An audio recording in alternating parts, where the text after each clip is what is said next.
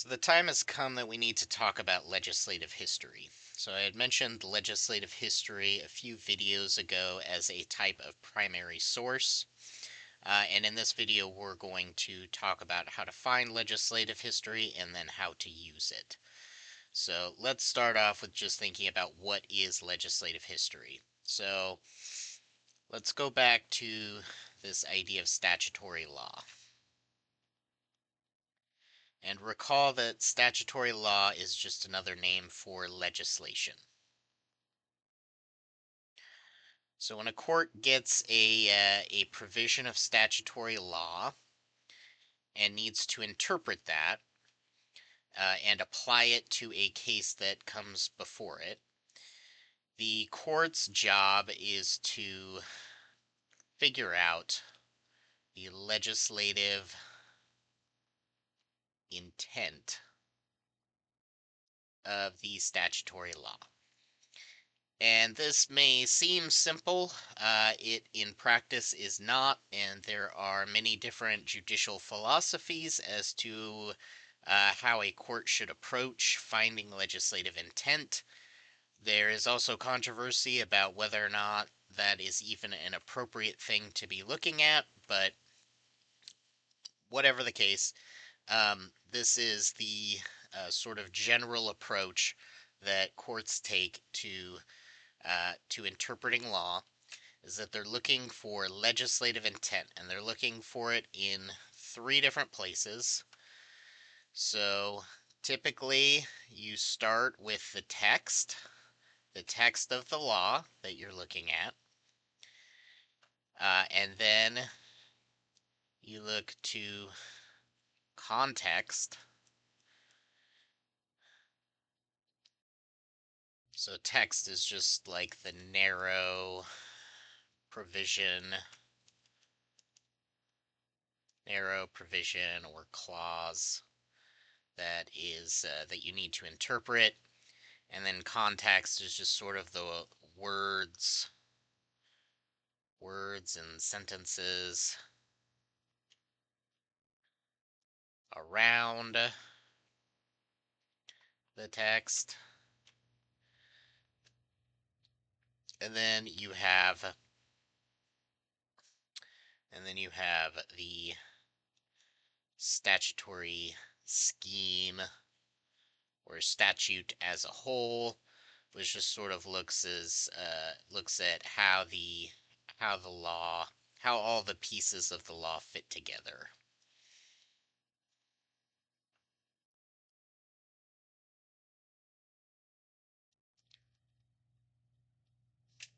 Okay, so and this is sort of funneling too. So text, context, and then statutory scheme.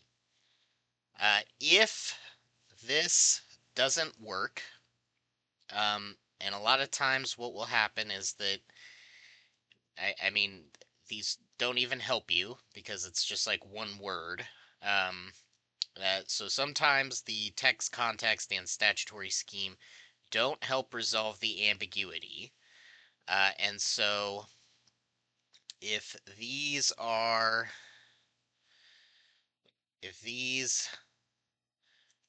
ambiguous,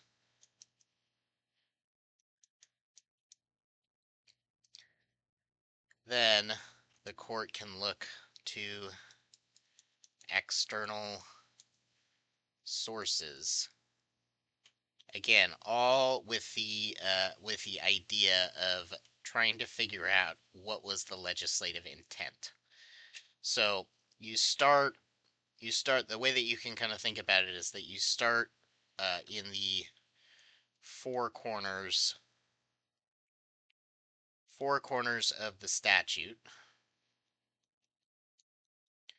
and if the four corners of the statute uh, leave you with ambiguity, then you can look to other sources to figure out what the legal provision means.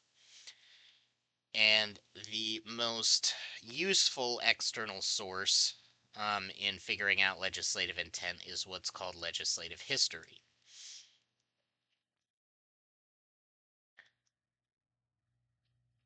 and that's what we're focusing on today. So let's talk about some examples of legislative history. Examples of legislative history.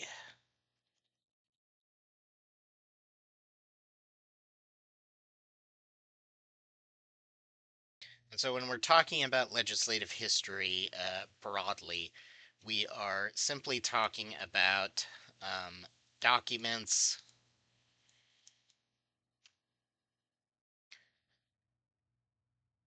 documents related to the enactment of legislation. And there's a few documents that end up proving especially useful. So we can start with these things called bill reports. So oftentimes when legislation is introduced into a legislative body, it takes the form of a bill, and then that bill is referred to a committee within the legislature, and that committee studies the bill and then drafts a report, which can then be used when the bill ends up going for a full vote with the entire legislative body.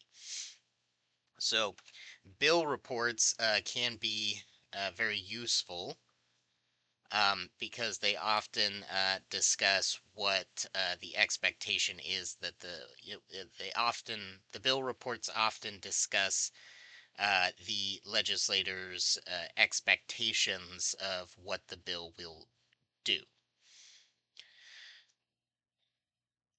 There are also amendments.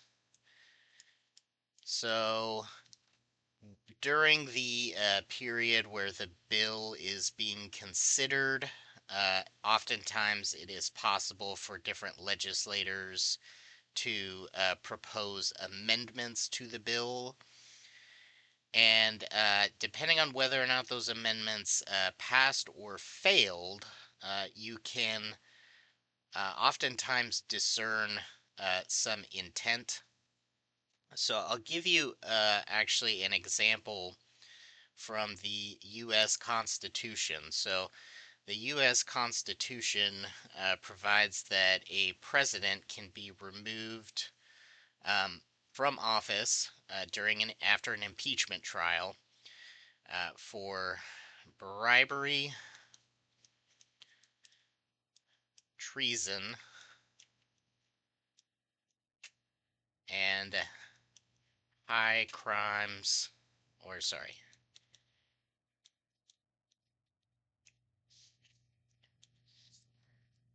and other high crimes and misdemeanors. Okay? So, bribery, treason, and other high crimes and misdemeanors. Now, during the impeachment trial of Donald Trump, this clause ended up coming up a lot in the debates over whether or not he had committed impeachable offenses. So this term, high crimes and misdemeanors. So lawyers looked up what that meant at the time that the impeachment clause was written, and the understanding of this clause was that it just refers to um, just sort of misconduct. That it just sort of generally refers to official misconduct.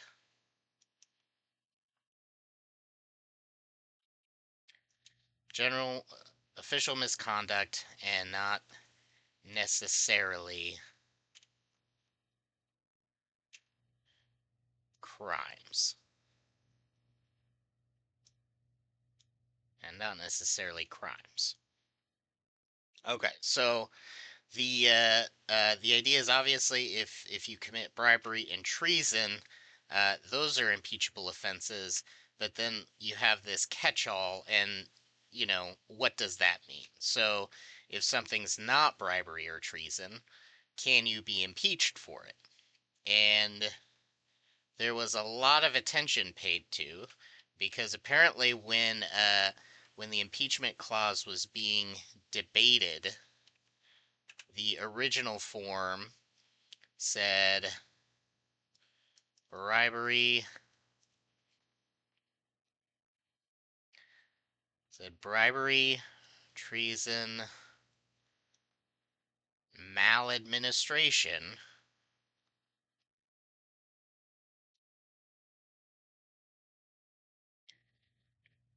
and other high crimes and misdemeanors.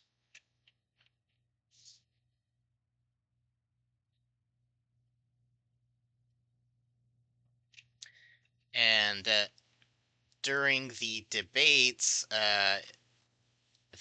they ended up striking this term maladministration. And maladministration just sort of means like just doing a bad job. Um, so they struck this, and during Trump's impeachment defense ended up making a really big deal about the fact that that there had been an amendment that ended up striking this language of maladministration, and that it didn't make it into the final version of the impeachment clause. And the argument was essentially that if they had removed maladministration from this list of impeachable offenses, then that necessarily meant that the founders had not intended maladministration to be an impeachable offense. And then they argued that that was essentially what Trump was being charged with, was maladministration. And so Trump's lawyers during his impeachment trial relied very heavily on the fact that this term maladministration was struck from the initial drafts of the impeachment clause, and argued that since he was basically being impeached for a type of maladministration, then he had to be acquitted because it wasn't an impeachable offense. And so, if you come across an amendment like this, you can formulate an argument that since it was stricken from the original text by way of an amendment before it was enacted, that therefore an interpretation of any ambiguous provisions should reflect the fact that the legislature did not want to include this term in the enacted legislation. Now, of course, there's a counter argument that we don't necessarily know that that's the reason why the legislature struck this term. It could have been because they didn't want to include it.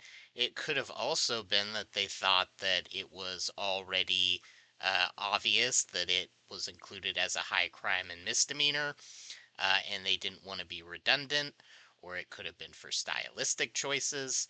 And so opponents of using legislative history in this way often argue that we shouldn't put so much weight into the fact that something wasn't enacted, because stuff that's not enacted is obviously not the law.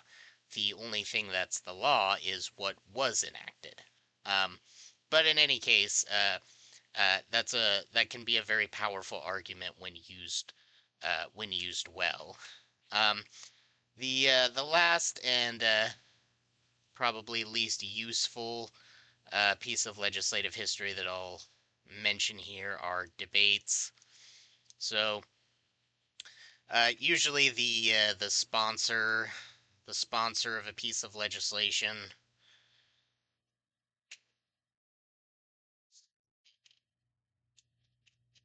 will give will make a speech about the legislation that he is introducing.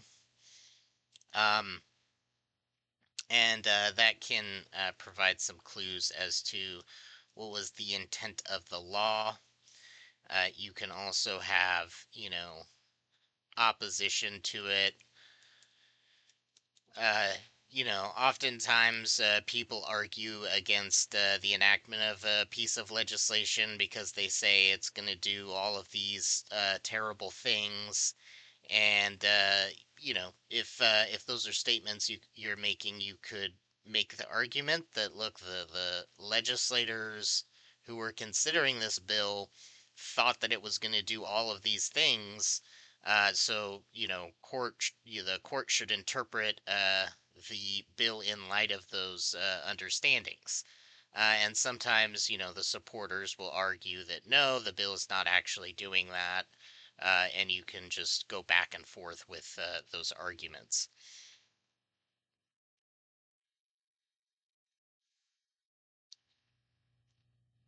So now that we have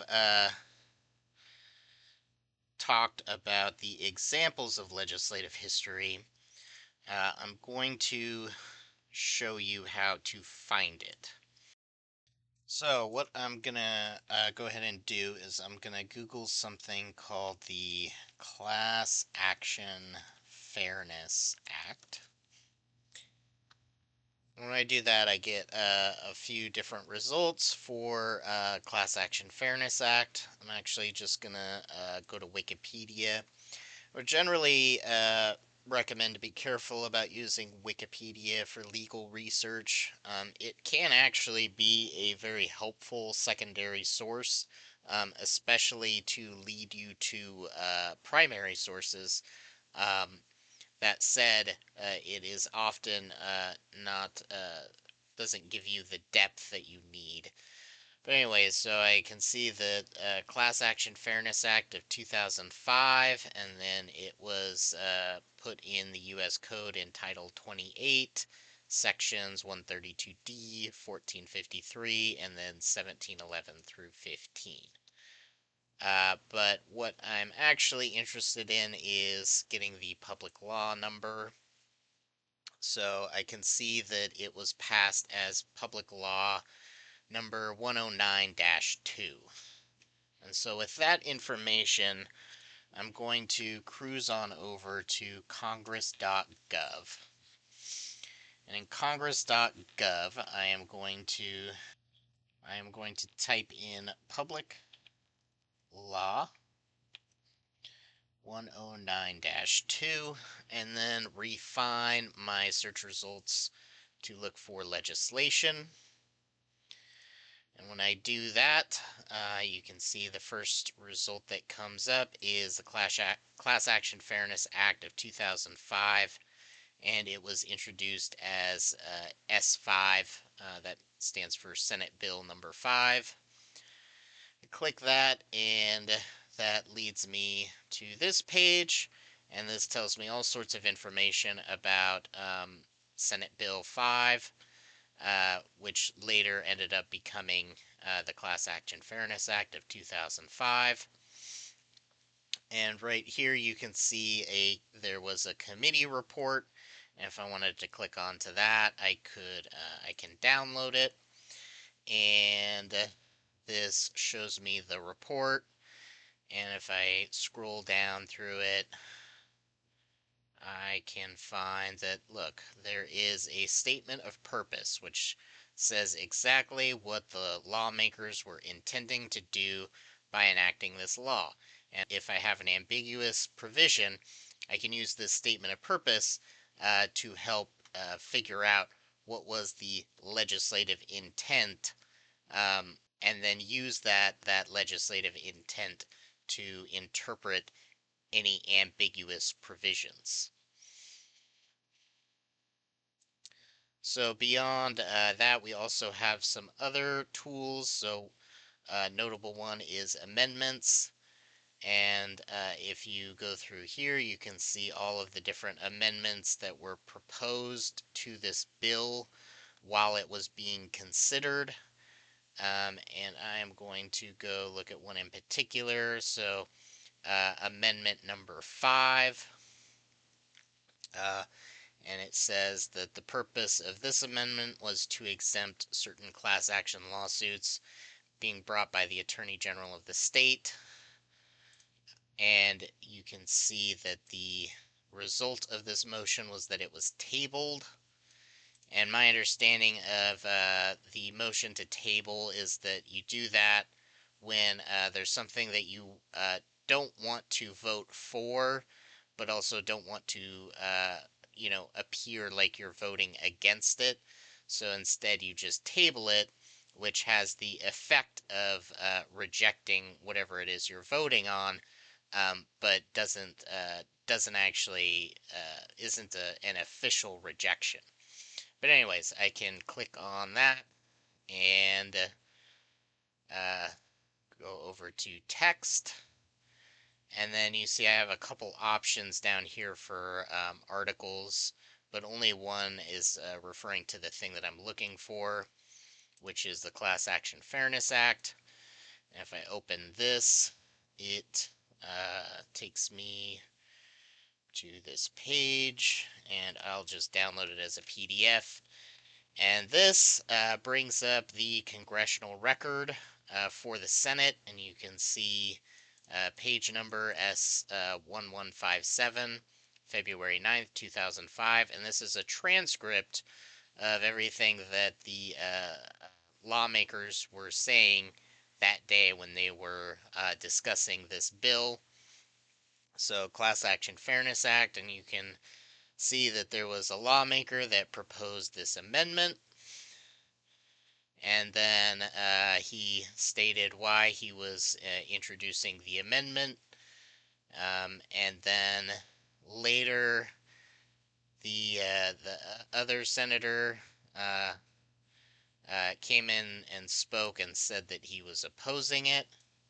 So Senator Specter says that he opposes the amendment and gives his reason why is that he doesn't think it was necessary.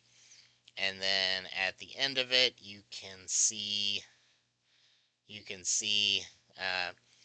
Senator Specter made a motion to table the amendment, and then they took a vote on the motion to table, and it succeeded 60 to 39. So the motion to table the amendment succeeded.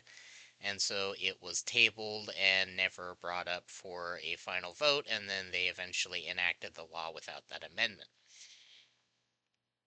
And so the fact that they rejected that amendment may say something about may say something about the intent of the law.